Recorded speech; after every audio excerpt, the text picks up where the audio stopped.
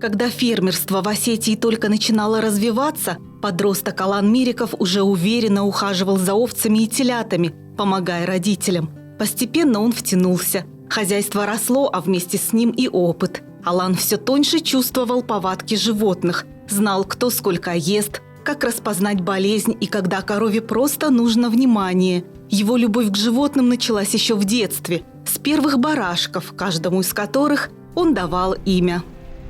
Мы, жили в городе, потом отец решил, что вот надо коров взять. Да, мама собрала на 2 телят, я их вырастил. И отец говорит, у нас сестры нету, отец говорит, надо матери помогать. И тогда маме сказал, она меня научила доить. И стал сыр сам делать. Барашки у нас были, коровы.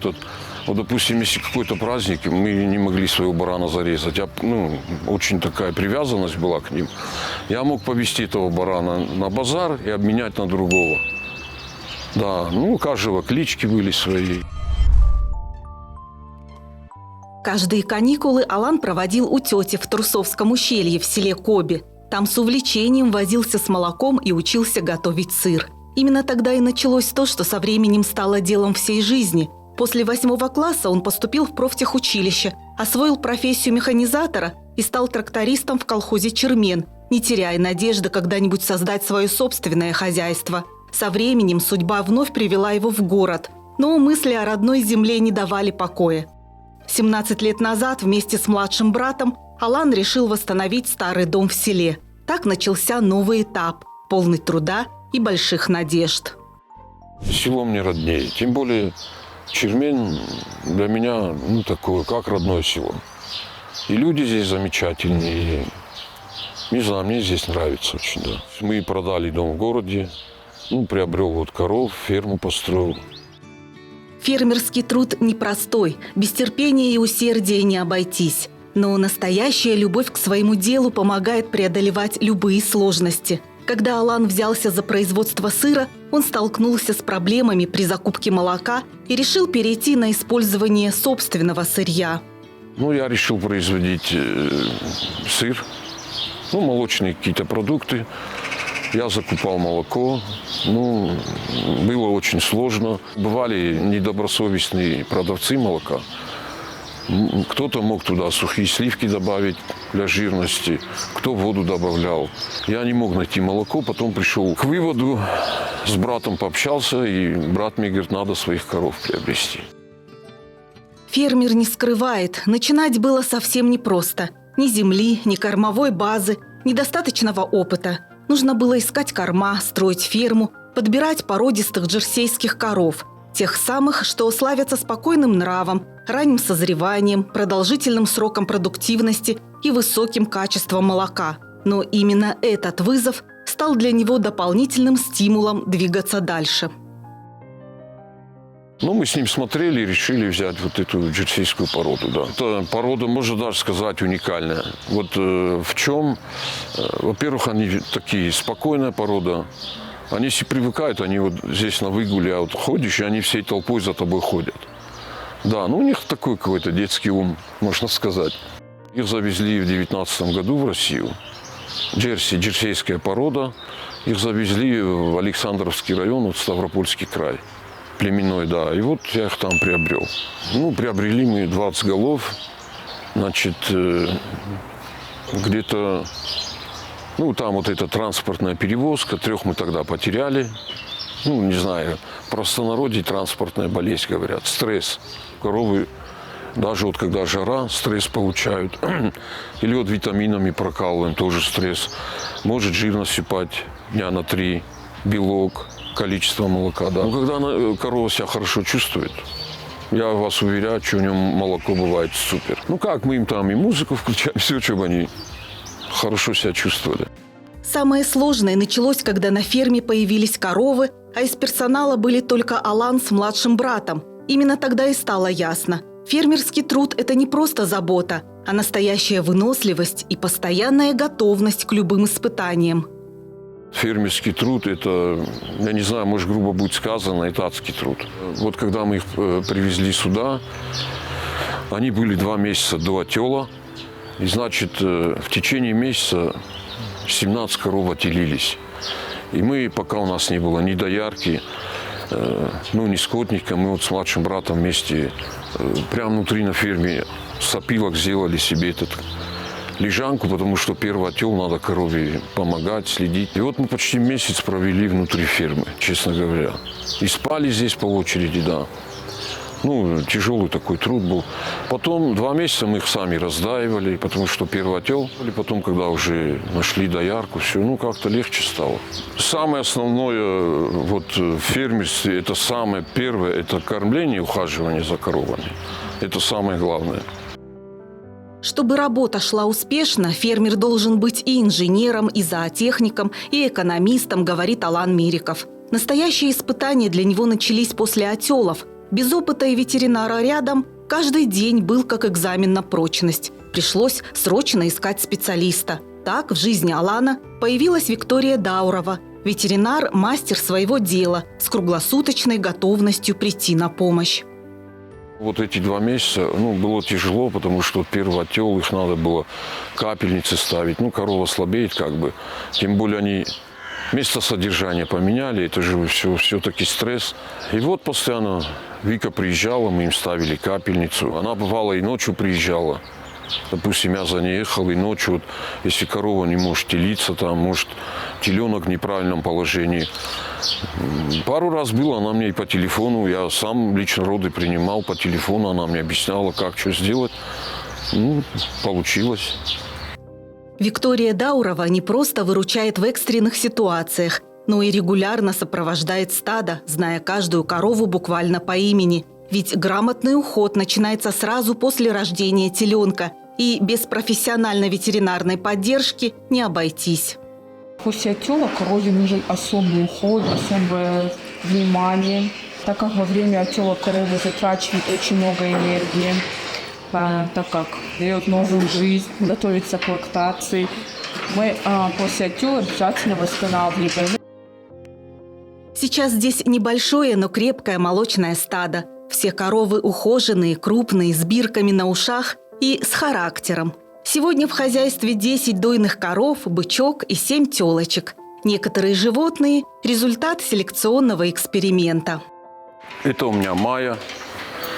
Значит, это я, эксперимент сделал, джерси скрестил с Голштином, да. Это первое поколение. Хотел посмотреть, как качество молока. Значит, вот они. Это у меня грязнуля.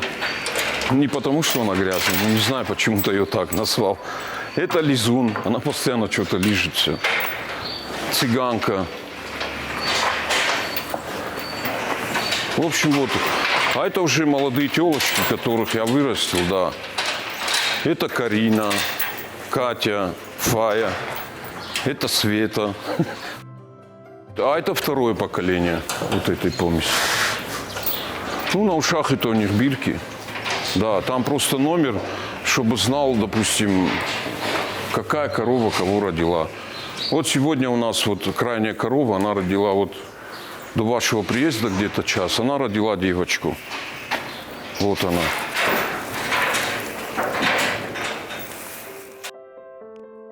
Для Алана Мирикова животные не просто источник дохода, но и важная часть его фермерского мира. Он относится к ним с большим вниманием и душевной теплотой, привязывается, дает имена и тяжело переживает их потерю.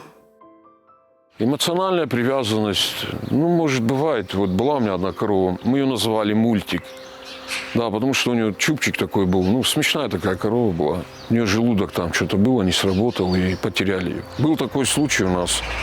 Одна корова у меня, ее звали Регина. Ее раздуло. Я думал, она, может, что-то поела. Сделали ей прокол. Все, мы думали, у нее, может, желудок не работает. В общем, возили с ней 3 дня. Капельницы делали народным методом. К несчастью, она не вытянула. Где-то чисто случайно она веревку Бывает такое, где-то, может, сеном попала веревка. Чем тюки завязывают. И все, и там, видимо, и раздуло ее. И так потеряли.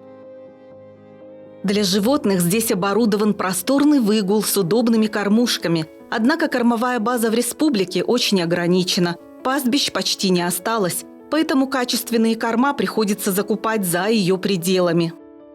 Я, допустим, чем занимаюсь, это раньше было в каждом доме. Допустим, натуральный продукт в каждом доме, сейчас этого нету. С 10 домов, может, в одном, в двух. И то 1-2 коровы, и все. Поэтому, людям тяжело, потому что у нас когда-то работал колхоз. Можно было там приобрести и силос, и сено, и корма. Сейчас колхоза нету, и людям поэтому тяжело. У нас очень большая проблема с кормовой базой в республике. Потому что мы все закупаем. Чечня, Ингушетия, Кабарда. В основном перекупщики привозят, перепродают. А у нас, одна кукуруза кругом. А вот чтобы где-то сено было или что-то. И, по моему мнению, я-то такой маленький фермер. Много знаю ребят, у кого маленькие фермы. Значит, очень тяжело им. Бывает ферма, пастбище 1-2 гектара, это вообще ни о чем. Я, допустим, их на выпас не выгоняю, потому что, есть опасность, что, может, вдруг заболеет или что-то. Поэтому у них выгул, как сухостой называют, да, и все мне надо завозить. Комбикорм у меня сбалансированный, потом люцерна, разнотравье, суданка. Благодаря такому внимательному уходу у Алана появилась уверенность в качестве молока и сыра. Тяжелый труд, который многие считают непрестижным, для фермера и его главных помощников, членов семьи, стал образом жизни. Они встают на заре и работают, не покладая рук, до заката, успевая за день выполнить десятки задач. Я знаю, чем я работаю, каким молоком, чем кормлю и качество молока. У них жирность достигает от 6 до 8%, белок тоже у них высокий. И молоко само по вкусу, у него послевкусие как пломбир. Есть какое-то. Допустим, масло когда делают, крышку открываешь, аж пломбиром пахнет. Как только Алан полностью взял под контроль качество молока, он решил не останавливаться на достигнутом и открыть собственную сыроварню. Теперь он с гордостью показывает весь процесс – от аккуратной подсушки до созревания. И все это из молока собственного стада. Так, это наша сыроварня. Здесь мы производим сыры. С нашего же молока, с этого молока. Допустим, это кобинский сыр на подсушке у нас. Сейчас к вечеру будем сулугуни делать. Здесь у нас комната для созревания сыров. Здесь всякие разновидности. Это у нас чермизан, это всякие пробники. Это тоже. В бочках у нас здесь кобинский сыр.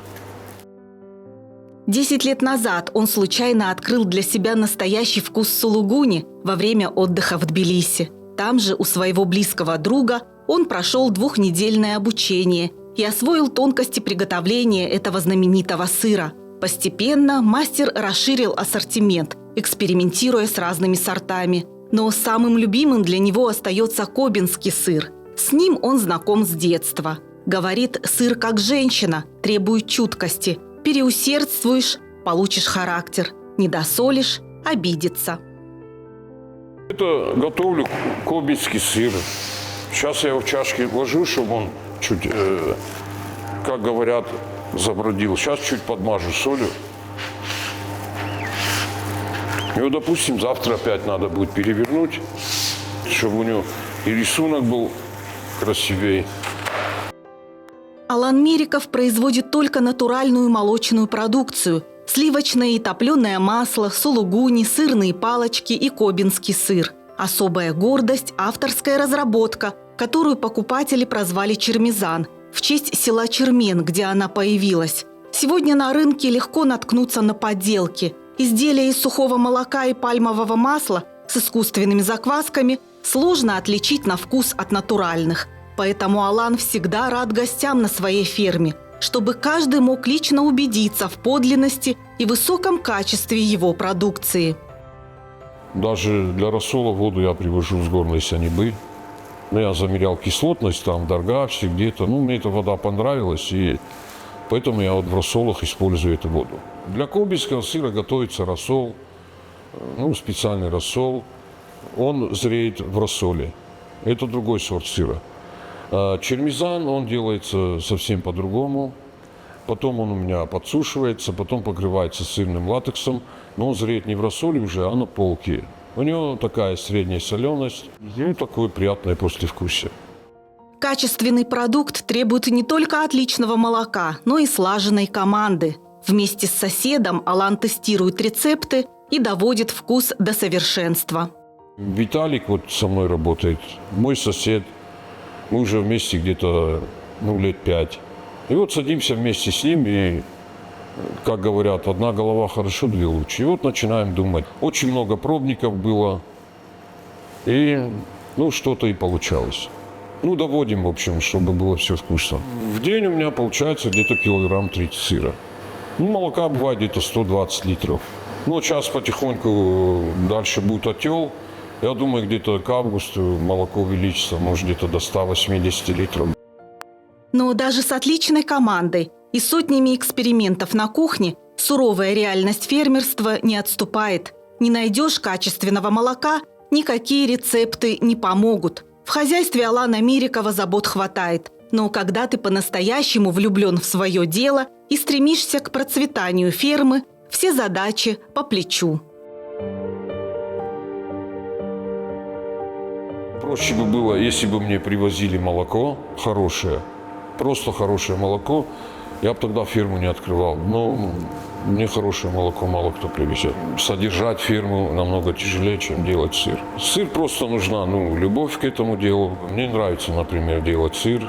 Что-то, если когда вожусь здесь с молоком, как-то отдыхаешь человек. Я люблю это дело. Естественно, это и работа. Но самое главное, чтобы тебе нравилось. Если тебе это нравится, то у тебя все будет получаться. Если нет, ты будешь там по каким-то рецептам, по тетради читать. Не то.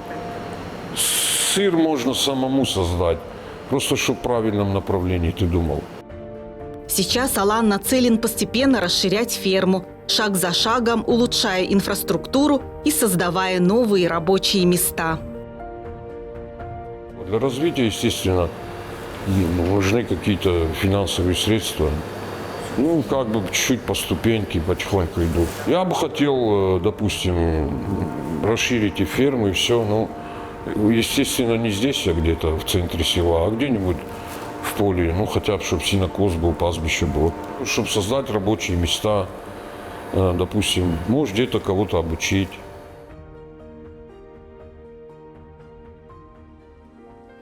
Каждое утро на ферме начинается с дойки, кормления и заботы, а затем продолжается в сыроварне, в облаке пара среди аромата свежего кобинского и ностальгии по детству. Алан Мириков не просто сменил город на село. Он нашел свободу и дело, которое по-настоящему любит. Его жизнь наполнена смыслом, трудом и чувством сопричастности к чему-то настоящему. В эпоху, когда слово «фермер» звучит почти как геройство, Алан Мириков доказывает – настоящий вкус рождается там, где есть любовь. К земле, к животным и к своему делу.